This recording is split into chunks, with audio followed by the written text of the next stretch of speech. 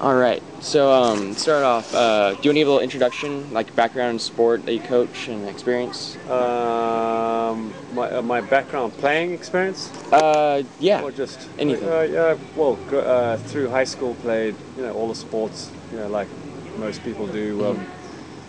Grew up in Zimbabwe in Southern Africa, so played rugby, cricket. Wow. Did my athletics, tennis, and then obviously focused on tennis. Because that's where I am today. I didn't play college or anything like that. Spent most of my younger years in Zimbabwe. Could have had the option to go to college in South Africa, but didn't. Just decided to pursue a career in coaching. Nice. That's cool. And how long have you been coaching for? 16 years. 16. Nice. Yeah. That's awesome. And do you know how many athletes you've coached? Just rough estimate. Whoa, probably thousands. Thousands? Just because they come out in the groups. And what's your like for Granite Bay's tennis team? You're the coach, and describe the budget for your season and how do you make it work?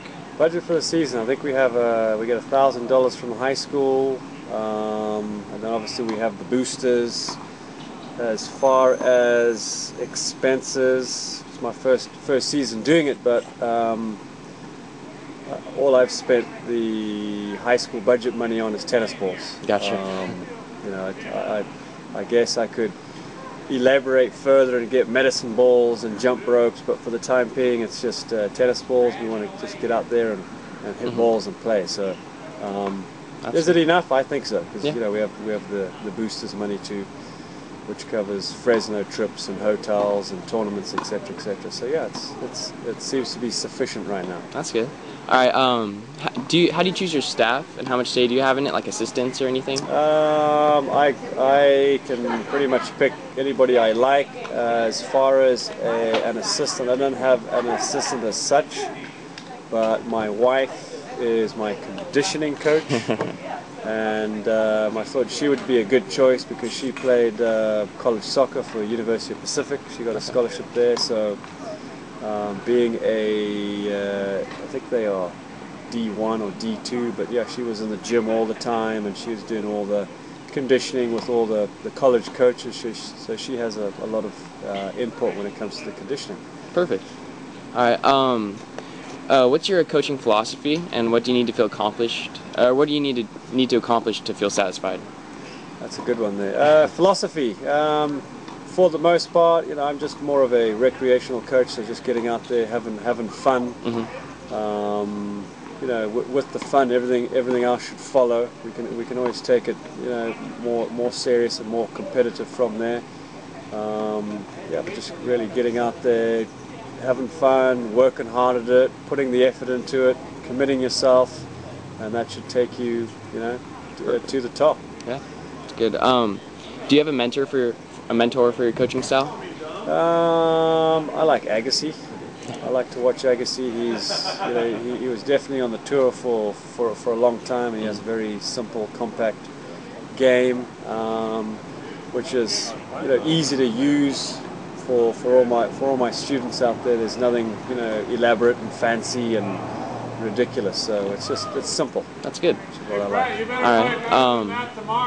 What are some of your rules and guidelines, and what are some of the consequences for athletes that do not adhere to them? Rules and guidelines. Once you've chosen to play on the team, you've committed to play on the team, so I expect you to show up. What I'm trying to really instill in the guys is integrity, humility, respect for your opponent. I'm not a big one for going out there and playing sports and being drama queens and fist pumping and all that la-di-da-di-da stuff. I just like to get out there, play hard, shake your opponent's hand, show them the respect, give them a high five, and be done. Perfect. All right. How do you motivate your athletes? How do I motivate them? That's a good question with high school guys. It's been pretty simple with this first season being new, and obviously when things become a little bit more monotonous, it may become more difficult, but just by challenging them, setting short-term and long-term goals, changing things up, keeping things fun. For instance, the Granite Bay High School boys, the furthest they've gone was in 2007. They went to state and lost 0-7 in the first round. So our long-term goal is to see if we can get to state and win a round, or at least win, one of the matches. Perfect. So yeah, I think that keeps the guys on their toes. So goals and motivation. Yeah. All right. How important do you consider goal setting for you and your team? Vital. Without that, then practices become stale, boring, and so do the matches. So, short-term and long-term goals are extremely important. Absolutely. Keeps the guys on their toes. All right. Let's see. Where was that? What are some of the ways in which you help build team cohesion? So like team building. Team building. We did go on a pre-season. We did a ropes course up in Grass Valley there. So it just allowed the guys to kind of let their hair down and do something other than tennis. The guide or the guy who runs the ropes course set certain challenges for the team. 3 challenges, and they had to come together as a team, 20 guys, and try and figure the challenges out.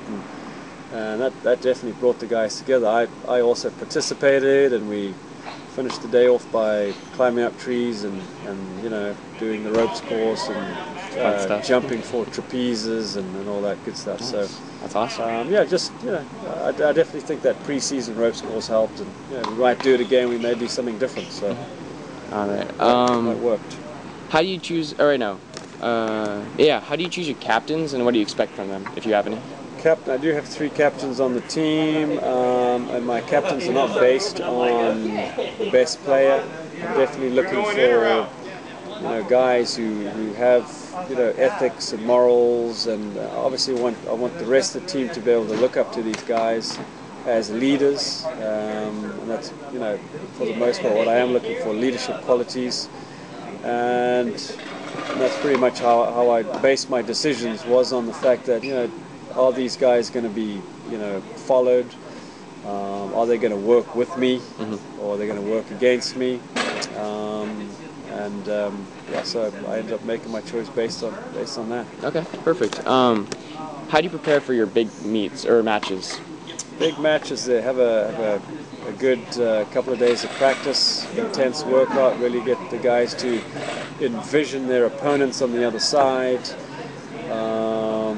Just basically a good solid workout, and then the night before I will give the guys who I feel have the bigger matches a little call, and we just have a little conversation on the phone and discuss our opponents and what we can do and what we may expect, and go from there. Just come out with our heads up, held up high, and go for it. It's all about guts out there. It's all about who wants to dig their heels in the deepest, and get their faces the reddest and sweat more. Yeah, really. That is. What do you need to have a championship caliber team to make it to state or make it a state? Depth. Definitely got to have depth. There's a lot of talent on the Granite Bay High School team, and just real guts again. Just that desire to want to win. To give it everything you got for every ball, that total 100% commitment and focus, and they've all got the talent. It's just got to be a matter of who wants it more than the other guy. Perfect. Just a few more. What type of end of the season banquet do you hold?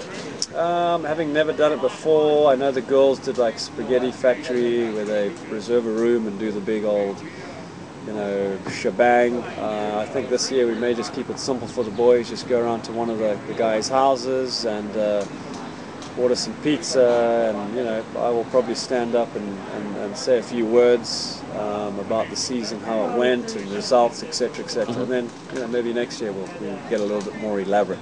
That's another expense out of the budget. Yeah, so that's cool. Keep it simple. Certain personality complements certain sports or positions. Do you notice common personalities or character traits among your athletes? Yeah, I definitely think, obviously everybody has a different personality, and, those personalities come out on the court or don't come out, so, it's definitely something to take into consideration.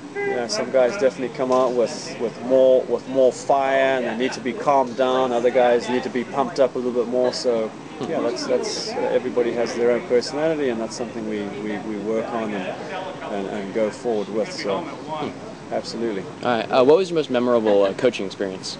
Memorable coaching experience. I guess there've been many.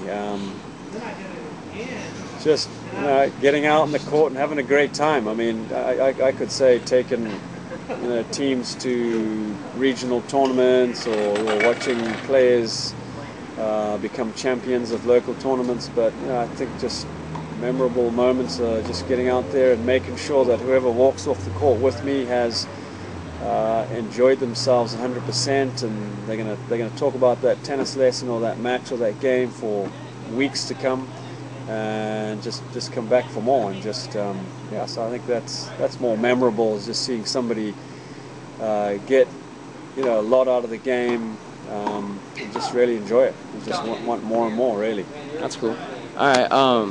Describe what takes place during your off season. Where do you exert most of your energy? Off season as a high school coach? Yeah. Off season as a high school coach, I guess, would just be preparing for just taking mental notes, I guess, and just seeing how I can adjust the program for the following year, how I can improve it, what I need to add, what I need to take away, and then obviously with the boys, it's conditioning and just really getting them to that physical level whereby when it comes to the tough matches, they can compete at a higher level. So conditioning is definitely a big part of it. Yeah. And then just setting up challenge matches with each other, as well as the nice thing about working at the club too. The boys can challenge a lot of the more competitive men, and just change it up. And then when the season comes along, hopefully they're ready to fire. Perfect. Last question for you. If you could give a new coach one piece of advice, what would it be? Hang on, let me get this ball for him. That's a tough one.